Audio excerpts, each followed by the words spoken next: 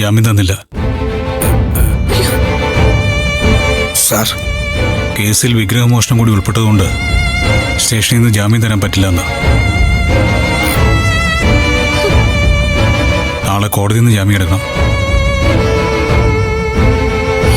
എന്താ സാർ ഈ പറയുന്നത്? അപ്പൊ ഇന്ന് മുഴുവൻ യതീന്ദ്രൻ സാർ സ്റ്റേഷനിലിരിക്കണോ? എല്ലാവരും യതീന്ദ്ര സാർ വരുന്നേം കാത്തിരിക്കുകയാണ് സാർ. നന്ദിനി, താമ്പ എല്ലാവരോടും പറയാതെ നിവൃത്തിയില്ലല്ലോ. സാർ, സ്റ്റേഷനിലെ കാര്യങ്ങളൊന്നും എനിക്ക് അത്ര പിടിയില്ല. ചിലപ്പോഴൊക്കെ പറയുമല്ലോ, പെണ്ണുങ്ങൾ ചെന്നെന്ന് കരഞ്ഞു പറഞ്ഞ ചിലപ്പോ വിട്ടയക്കില്ലേ. ഞാൻ കൂടെ വരണമെങ്കിൽ വരാം സാർ. നമുക്കൊന്ന് പോയിട്ട്. അതിനൊന്നും ഒരു സാധ്യതയില്ല. അതിനെക്കുറിച്ച് വെറുതെ ചിന്തിച്ചിട്ട് കാര്യമില്ല. താമ്പ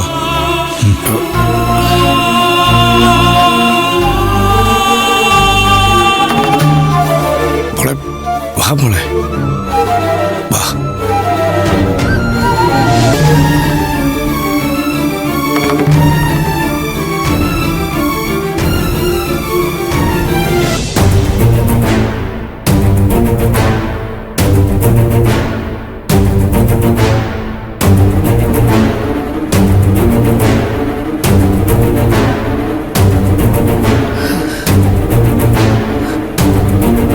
അച്ഛനോട് ജാമ്യം കിട്ടിയില്ല.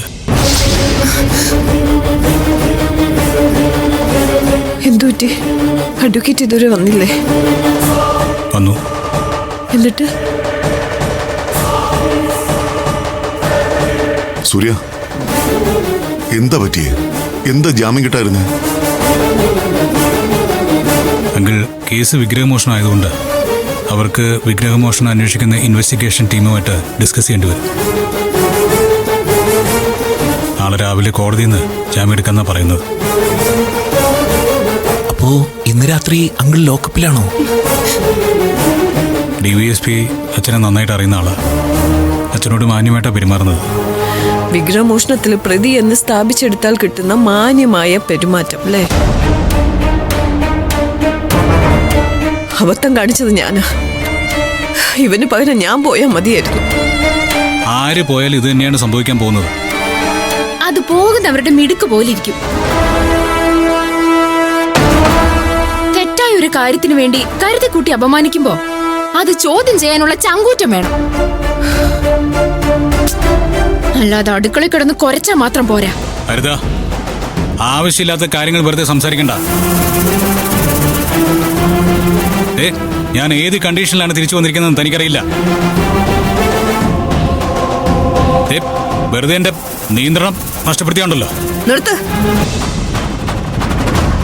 ഇത്രയൊക്കെ സംഭവിച്ചതിന് മുന്നിൽ നിന്റെ നിയന്ത്രണം ഇല്ലായ്മ ഒന്നും ഒരു ചർച്ചയും വേണ്ട ഇവിടെ.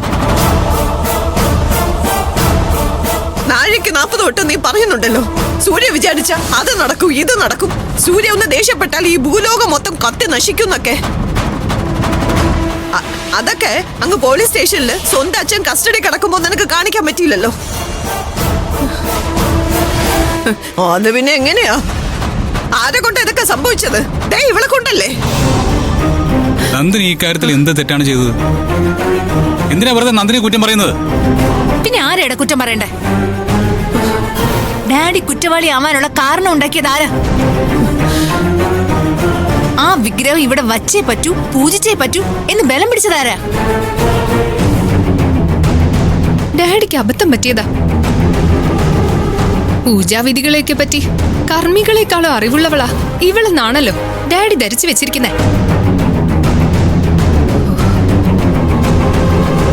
അതുകൊണ്ടല്ലേ എന്ത് ചെയ്യണം മോളേന്ന് ഇവളോട് ചോദിച്ചേ. അതെ, ഇതിനെ ചൊല്ലി ഇവിടെ ഒരു വലിയ വഴക്കുണ്ടാക്കിയിട്ട് എന്താ കാര്യം? പ്രാക്ടിക്കലായിട്ട് എന്താ ചെയ്യാൻ പറ്റുമെന്ന് ആലോചിക്കേ. നമുക്കെല്ലാവർക്കും കൂടി ഒരുമിച്ച് അങ്ങോട്ട് പോകാനാണെങ്കിൽ നമുക്ക് പോവാം. അതുകൊണ്ടൊന്നും കാര്യമില്ല ആന്റി. ഈ സ്പെഷ്യൽ ഇൻവെസ്റ്റിഗേഷൻ ടീം എന്ന് പറഞ്ഞാൽ വളരെ ഷാർപ്പാണ്.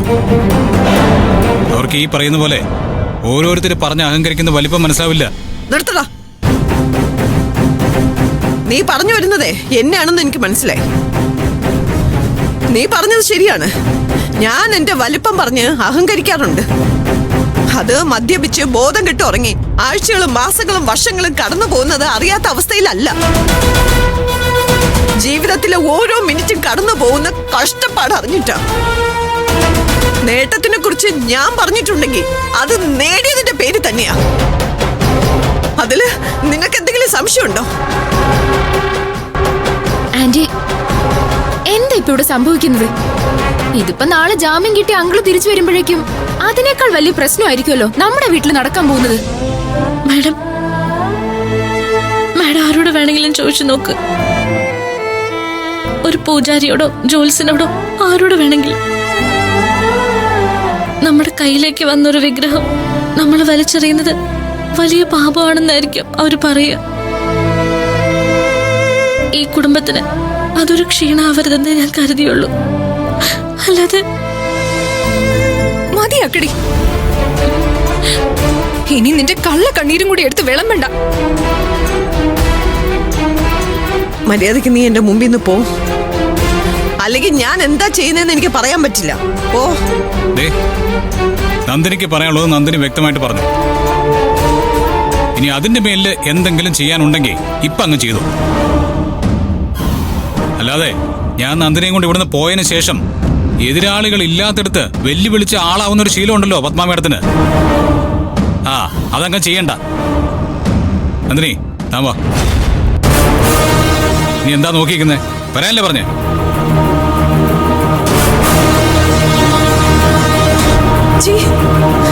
കണ്ടില്ലേ, അവനെ സംബന്ധിച്ച് അവള് സേഫ് ആയിരിക്കണമെന്നേ ഉള്ളൂ.